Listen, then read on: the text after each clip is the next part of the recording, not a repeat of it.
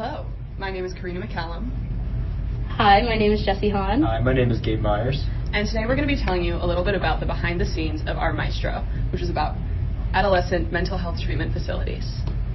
So just to begin, as some background, a Maestro is a long-form, in-depth research project that student journalists at Emmaus do and journalists do in their actual field. So each year we had this project, and this year we decided to focus on adolescent mental health treatment. We were on our way home from reporting on another story when we drove past Kids Piece, which is one of the examples of a residential treatment center. And there was a group of four of us, and we all just kind of started talking about Kids Piece and the way that they treat their kids and some of the issues behind it. So we kind of just thought, hey, this is a really good investigative idea. Mm-hmm. And a year later, when it rolled around time to do another Maestro, we decided we wanted to do that topic. Exactly. And as conversations started flowing, we initially focused on the idea of the troubled teen industry, which, as you may know, is basically a large industry including so many different things: treatment programs, outdoor treatment facility type things. Activities. There's wilderness survival camps, things like that. Basically, it's this really big network of so many different facilities, and it's kind of known to be harmful to a lot of people. This is not the angle we ended up going with. We narrowed our focus a lot. But that is where we originated, talking about the troubled teen industry and how it affects people in Emmaus. So we started off researching the troubled teen industry as a whole, and then as we decided to get more interviews, because something that a Maestro requires is a lot of interviews from professionals in the field, from students at our school. We ended up getting a lot of interviews, some from anonymous sources. But talking about the troubled teen industry, we couldn't really find interviews that aligned with what we were trying to focus on as much. And we ended up coming to the conclusion that we had to switch up our angle of our Maestro to cater more towards the experiences of the students at Emmaus and what they went through when they were going through the system. Exactly. And one sort of almost preconceived notion we went in with is that since we've seen in media and in other articles and reportings that the troubled teen industry is something harmful, we sort of almost generalized that to all sorts of treatment, which, as we got further and further into investigating our Maestro, as we narrowed our angle to be about residential treatment, we determined that that wasn't really a fair way to look at it. So, Gabe, do you want to tell us a little bit about how we hammered out bias? So as we were going into it, we started discussing with some of the professionals in the field, whether they were still in the field, whether they had moved on to different things, but people who had specifically worked in Kids Piece. And they all kind of mentioned the same thing, where it was, overall, this industry is not a bad thing, but it was lacking in some of its resources, in its money, its funding, its staffing.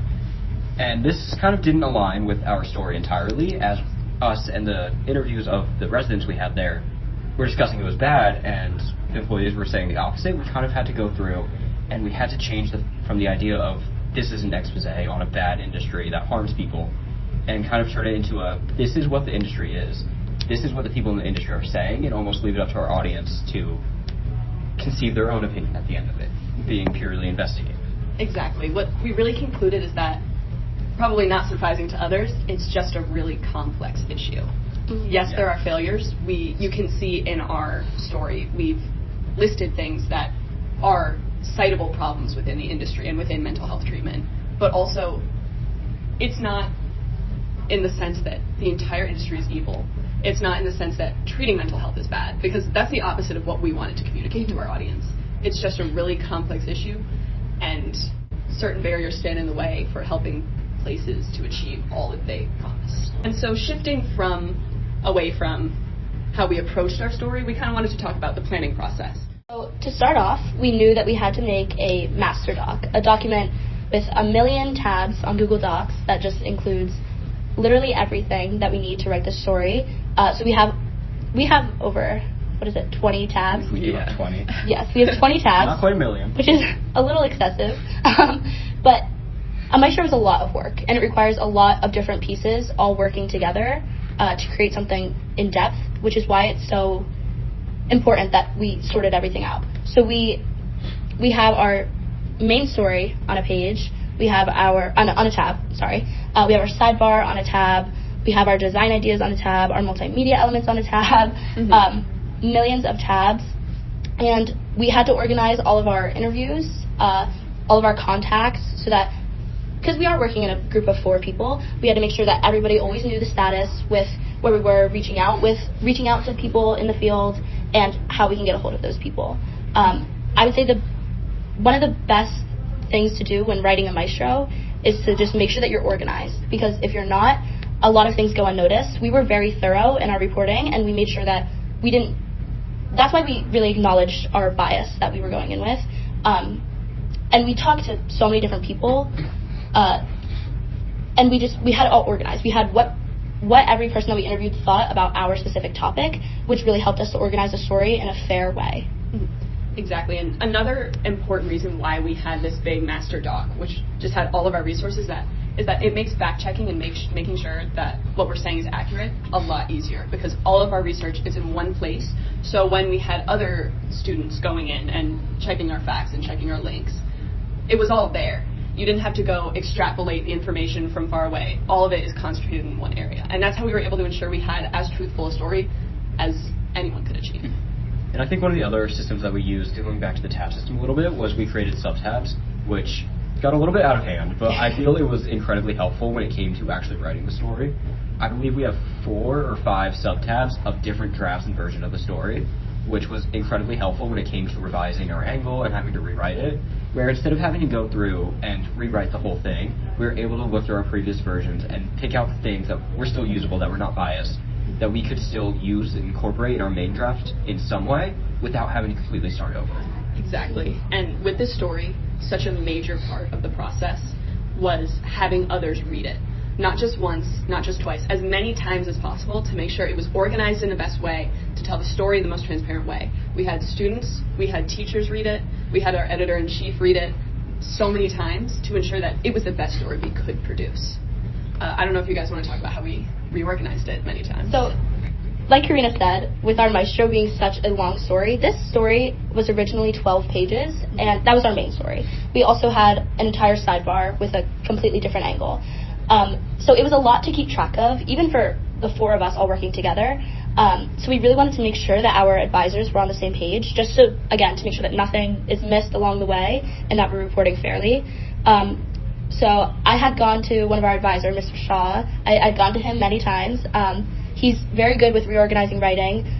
We had all sat down with him, and we'd gone through our story several times to make sure that we were just formatting everything properly, making sure that quotes were lining up with what we were saying. We weren't taking anything out of context, because that's unethical.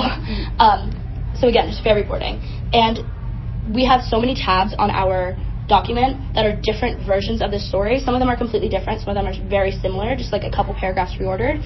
But the biggest thing with a Maestro is putting in the effort and not getting discouraged when you have to rewrite, because that's honestly just part of the process. I think our first draft was due in February, and we ended up rewriting it rewriting the whole thing a solid 5 times by the time we went to print. I mean, changing things many more times. We had hundreds of comments on our document with edits that we had to make, changes that we had to make. But in the end, I think what we came up with, along with our advisors and our editor-in-chief, this was the best way to format the extensive research and the very long interviews that we got. So, and not to spend too long on it, but we did want to talk a little bit about our layout. I think through our layout, Jessi was the main leader for that. She did a really good job with it. But we kind of wanted to show, for example, if you look at our page, we have the eyes of so many different students at Emmaus. Not all who necessarily went to a treatment facility. But we wanted to represent sort of the diaspora of people that go there, how it affects so many people, and really give a look almost into what the industry actually looks like. Because I feel like a lot of the time when we talk about mental health treatment, it seems like this far off thing, but every story there is a person behind it. Mm-hmm. You know, there is a student who may be struggling with that. It's not some far away issue. There are faces to it. Yeah. You know. I think that leads very well into talking about our sidebar as well, in which every time there's one of these stories that you hear, whether you read about it, you see it on the news, it is somebody's life that they're living and an experience they had, but there's also people around them that are experiencing this alongside them. So that was kind of the angle that we took when we came up with doing our sidebar, which was a shorter story kind of under the same umbrella topic. So we ended up discussing kind of we focused in mostly on one of the families of the person we interviewed, and we wanted to talk about the family's experience with dealing with, not necessarily dealing, but having a child who needed this extra help and what it was like firsthand, where you can really get a look into their lives and how they were feeling and almost go on this journey with them. And yeah, just to wrap it up, we just want to say treatment and finding the right treatment is so complex, and there's so many things that go into it. But one message we really want to push now, because our Maestro was sort of talking about all the controversies around it, is that to those struggling with their mental health, treatment is vital. Dealing with it in some way is vital. Yeah, I don't know if anyone else has any concluding thoughts. The help is out there. I think, similar to what one of our anonymous interviews said, treatment and care is vital. It could be a force for greatness, as they said, but they need without proper resources, there's no way that they can effectively give care. Not saying that these places don't, but through our research, we found that obviously resources are vital in care. Absolutely.